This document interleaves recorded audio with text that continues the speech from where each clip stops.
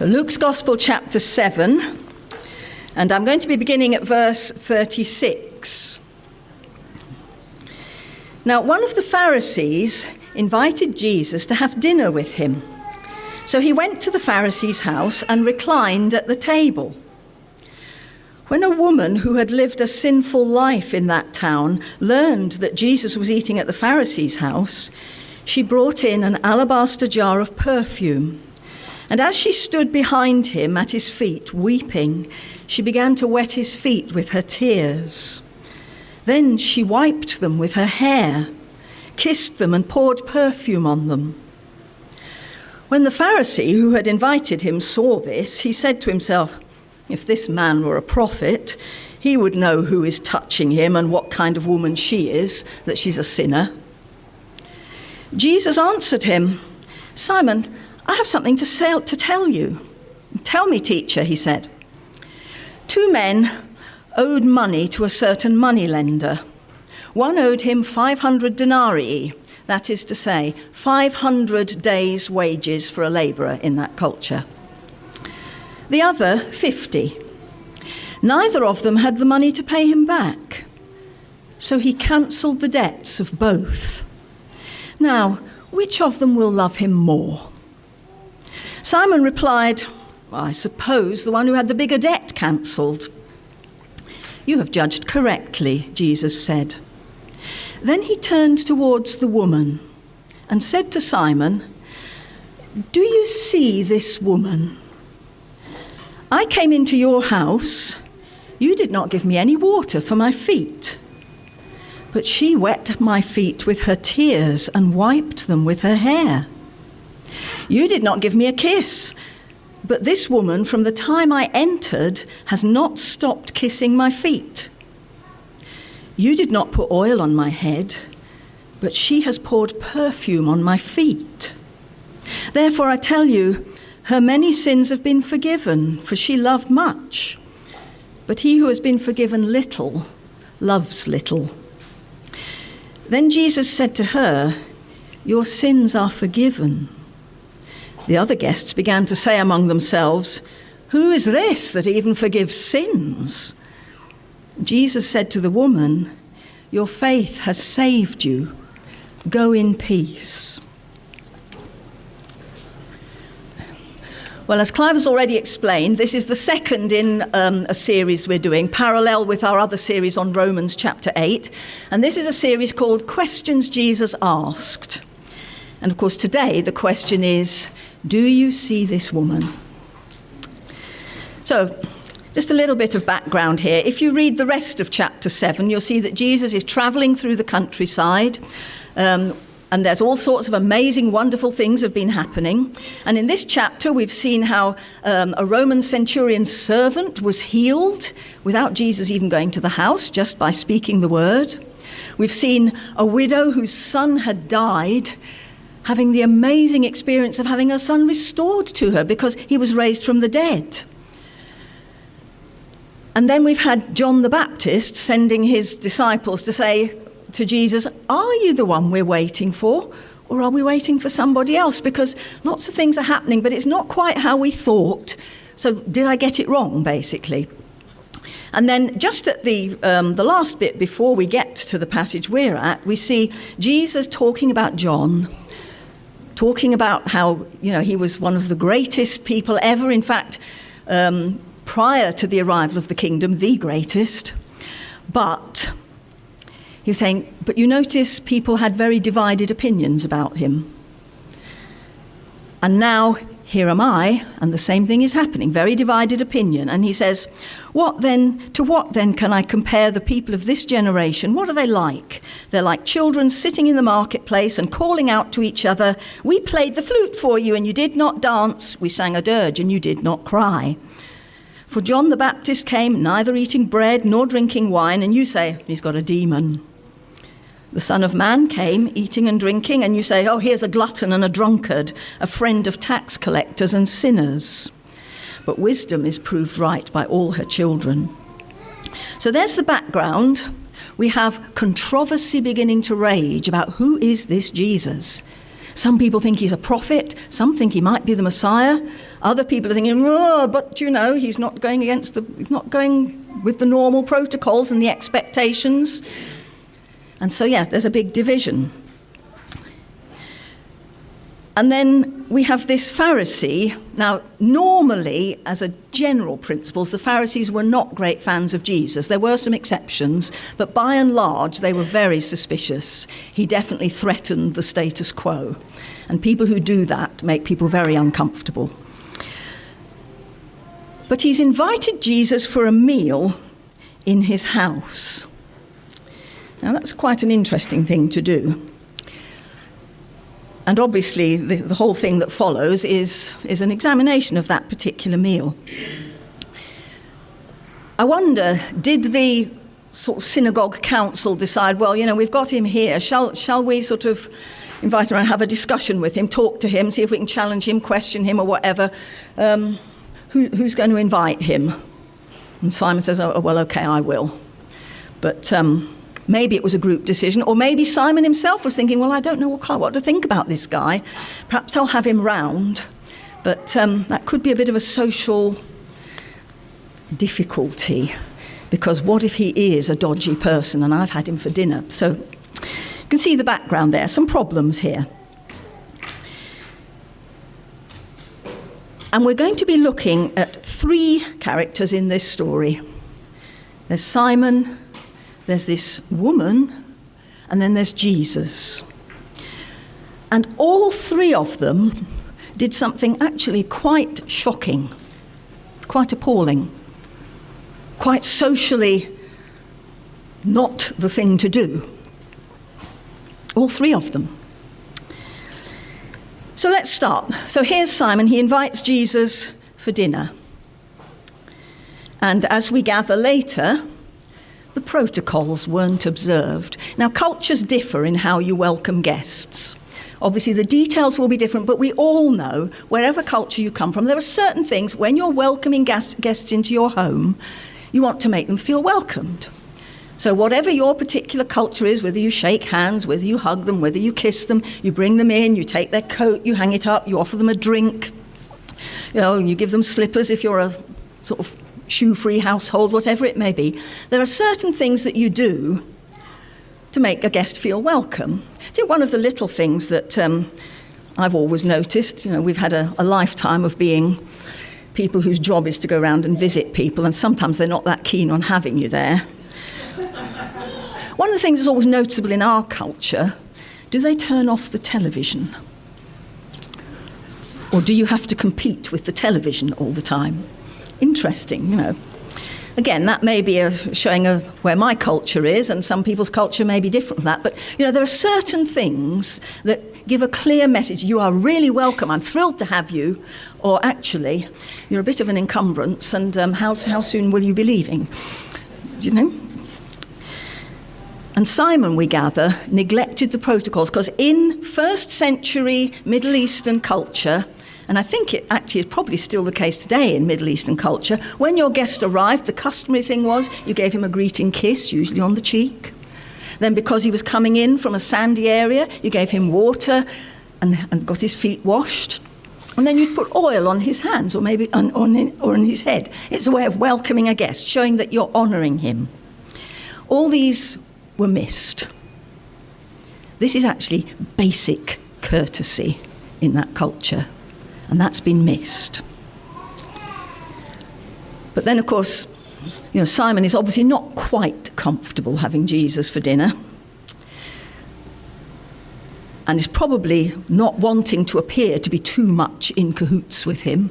So, he's giving a kind of mixed message there for everybody else who's there. The other thing about meals in Pharisees' houses is that they were quite large houses, and in large houses, if people were giving a dinner, the doors were left open, there might even be a courtyard on the inside, and the general public could come in and see what was going on and listen if a famous teacher or somebody was being entertained to lunch. They could come and hear the conversations. Now, that would seem very odd in our culture. I know if I was inviting somebody to dinner, I don't expect all of you to turn up at the door and come in expecting to be the audience watching us, because that's not how we do it here, but it is how they did it there.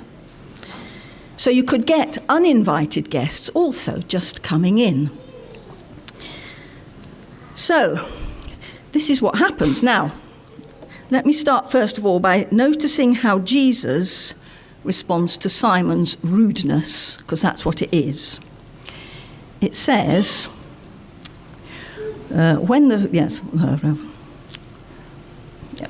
Right, so Jesus went to the Pharisee's house and reclined at the table. See, once the niceties had been gone through, what happened was that there would be a fairly low table, and guests would be reclining on sort of couchy things, and they'd be leaning towards the table on one elbow and eating, and their feet would be stuck out behind them on the couch. So Jesus will have noticed the lack of courtesies, and realistically, so has everybody else in the room. So this is like snubbing somebody quite publicly. It's quite a humiliating thing to have done.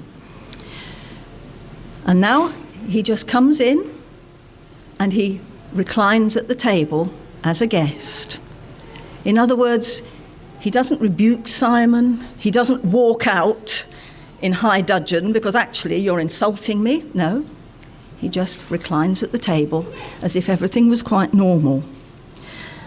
I want to underline that was a graciously forgiving act on Jesus' part in that circumstance. Meanwhile, we have somebody else coming in. Well, no, she wasn't actually. She was already there. She had already discerned that Jesus was being invited to dinner at this Pharisee's house, and she's gone and got her bottle of perfume and has come, probably intending to anoint his head and hands, we gather, because she didn't bring water and a towel with her for the feet. But this is another this dinner is full of embarrassments. Who on earth let her in? We all know about her, don't we? Notorious local character. It says she'd lived a sinful life in that city. Now, again, going under the cultural circumstances, what that basically means is she was either a prostitute or an adulteress, or perhaps both. But basically, she was considered to be morally not acceptable company. And yet she came into that room because she wanted to anoint Jesus. Now, notice Simon's reaction here. Well, first of all, what we do gather is this is kind of revealing the reason Simon has invited Jesus. He wants to know, is he actually a prophet, or is he another false teacher? And he obviously feels qualified to make the judgment, because, he's sitting there watching what's going on, sees the woman coming in, sees that actually she's behaving. I'll go a bit more on her in a minute. But Simon's response is, well, obviously, Jesus isn't a prophet. If he was, he'd know who this is. He'd know that actually she's behaving in a thoroughly improper fashion, because she shouldn't even be touching any man, never mind an important rabbi, let alone all this embarrassing business of weeping all over his feet. And as for letting down your hair, that was not done. Hair was covered. The only man who saw a woman's hair was her husband. And then she starts anointing his feet with this ointment. So Simon's kind of got his answer here. Oh, well, he's obviously not a prophet. But what about the woman? Why was she there? Why did she expose herself to humiliation and embarrassment and judgment like this? Because she knew that's what she'd get.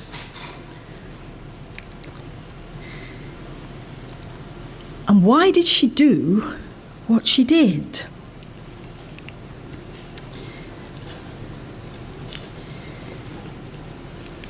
You see, she knew what everybody else thought of her. And she certainly knew what the host would be thinking of her. And yet, she'd gone to the trouble of buying this ointment and coming ready to pour it over Jesus. It tells us one thing: she has already heard Jesus. She's already been there and seen what he's doing and heard what he's saying. She's been getting this message that actually he's come to rescue the lost, that he's come to be the friend of those who are outcasts. He's come to bring people back to their God. He hasn't come to sort of pat on the back those who are the sort of socially acceptable types and reinforce their power base. He's actually come to call God's people, all of them, back to the Lord. And what's more, as we know, to give himself in their place to deal with the mess and the sin that they couldn't. And clearly this woman has not only seen and heard Jesus, but she's responded. For her, suddenly there's hope. Hope that life doesn't have to be like this. Hope that something different could happen now. Hope that somebody might actually see, understand, accept, and be able to solve the mess that she's in. Maybe God knows and cares about me after all. And so she's come to pour out her gratitude to Jesus, only to find that rather than being able to nip up after all the protocols have gone and anoint his head and hands, his feet haven't even been washed yet. This is awful. And she hasn't brought a bowl, so she's weeping over him. And she hasn't got a towel, so she lets her hair down and wipes his feet. Now, it might well be that she's the sort of woman who maybe wouldn't be as uncomfortable doing that as some of us would be because of the life she'd lived before. But she didn't know any other way to express what she was feeling to Jesus, and then begins to put this expensive ointment all over his feet. See, her actions tell us that what other people think of her is not as important as bringing her gratitude and her praise and her worship to Jesus, as expressing how much he means to her, as actually redressing the insult that's just been given to him. She wants to stand with him. She wants to show, well, I know who this man is and how worthy he is. And so actually she risks all that social condemnation in order to identify herself there with Jesus and stand by him. So, back to Simon again. Now, what we've already heard what Simon thought. And I notice it was what Simon thought. He didn't say, well, this man's obviously not a prophet. He doesn't realise this is a prostitute who's crying over his feet. He's only thought that in his head. But see the next verse, it says, Jesus answered him. Whoa. Jesus knew exactly what he'd said in his head. He knew what was going on the inside there, even though Simon had never actually said, I think you ought to distance yourself. Shall I get a servant to take her out? No. And the fact that Jesus wasn't shocked Simon. But Jesus answers Simon and says, Simon, there's something I'd like to tell you. Now, you know, that's kind of polite speak for, I'm about to tell you something, Simon. You may not like it. But, you know, so I'm warning you, you may not like what I'm going to say. And he says, well, you know, go ahead, teacher. Teacher's all right, you know, not prophet. And then, of course, Jesus tells this story about these two people who owed money to the moneylender. One of them 500 days' wages, the other one 50 days' wages. What they have in common is that neither of them have got any money, so they can't pay him back. And so he says to Simon, so tell me, of those two, he said, but he freely forgave both of them. So again, can you see the parallels here? Both of them were forgiven. Both of them needed forgiving because they couldn't pay the debt. Both were given forgiveness freely. And Simon says, well, okay, I suppose it's the one who was forgiven the most. They'll love him the most. Yeah. Well done, you've judged well, Simon, 10 out of 10 for that answer. But Simon, you see, is still focusing on this, this huge debt the woman owes in his mind. But Jesus is actually shifting the focus away from the woman onto the response of the forgiven debtors, both of them. And in doing this, Jesus is probably caught in quite a bit of hostility here among the rest of the guests watching, never mind from Simon. But he says, Simon, when I came in, you didn't kiss me, you didn't give me water for my feet, you didn't anoint my head. In other words, Simon, you were really rude when I came in. Probably didn't want to hear that really, because, who says that? I mean, if you do go to somebody's house and, they don't follow the protocols, you don't sort of cause further embarrassment by pointing it out, do you? But in this instance, it needed pointing out because of his assessment of the woman. And so he says, yes, you've judged rightly, he says. Now, Simon, do you see this woman? Of course I see her. Everybody in the room's looking at her, aren't they? And he says, no, do you see her? Do you see what's going on here, Simon? Do you understand what's motivating her here? Do you understand why she's behaving like this? And then he draws the parallel. He says, yeah, you see, when I came in here, you obviously thought I wasn't of much account because you didn't even follow the common courtesies. This woman has been going over and beyond in her extreme display of her devotion to me. And obviously he knew all about the woman as well. And of course we know he's not condoning the life she's led. As with another woman that we see in John's Gospel, when he deals with her, he says, I don't condemn you, but go and sin no more. So it's not a sort of carte blanche to sort of, I'll carry on doing the stuff that I know God hates. No. But what he says is, the fact is, look at the contrast, Simon, between you and her.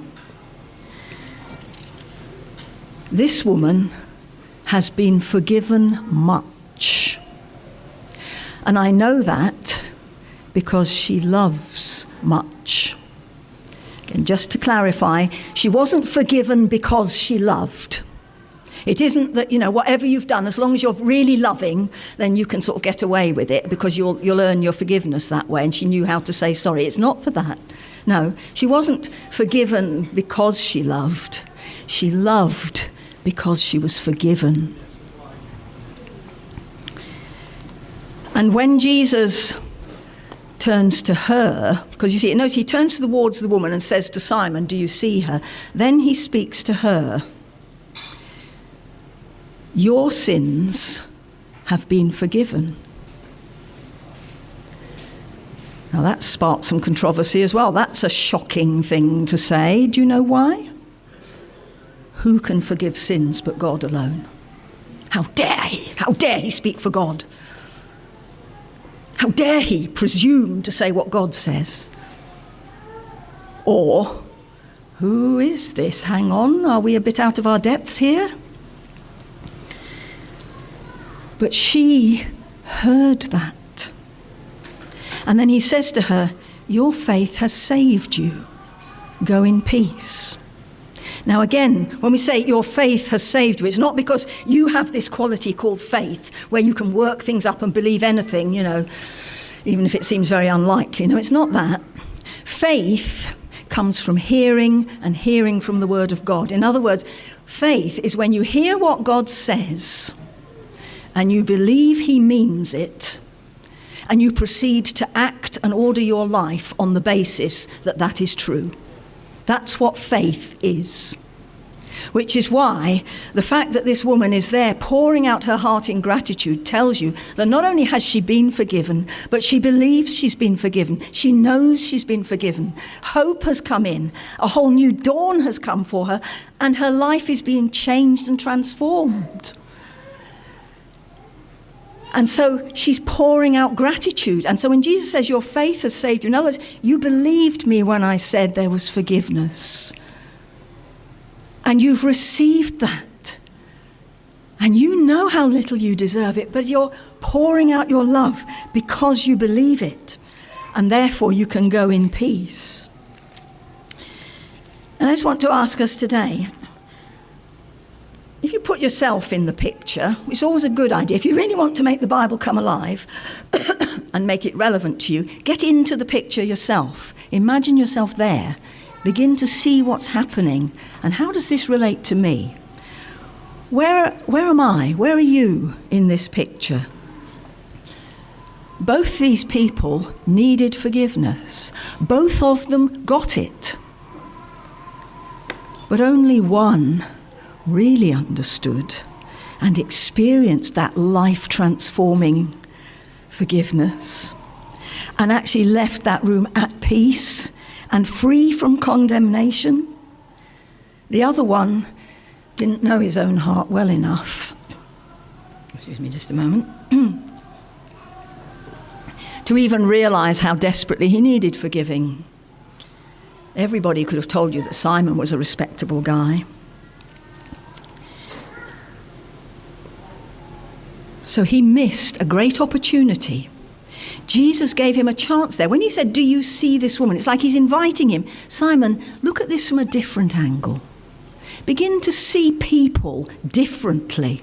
Don't look at what's presenting on the outside. You know, to quote 1 Samuel 16, verse 7. The Lord does not look at the things man looks at. Man looks at the outward appearance, but the Lord looks at the heart. In other words, it's not that he's looking for somebody with a soggy, soft heart. He is looking to see what motivates you. That's what he's talking about with the heart. The heart is the seat of your decision-making, of your principles, of your, your reason for living. And he looks there. What is it that's motivating you? And when he looks at these two hearts, he knows what he's got here. And for you and me, where are we when it comes to our response to Jesus? Is he just a guest in our home, not even a particularly honoured one half the time, a bit irrelevant? Or is he the whole focus of the new life we've received by his grace alone?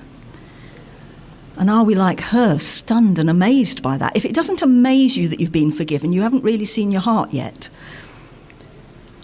And she's amazed and overwhelmed. And more than that, and linking back to our other series on Romans 8, she can walk out of there free from condemnation, transformed, different, and she can live in peace from now on.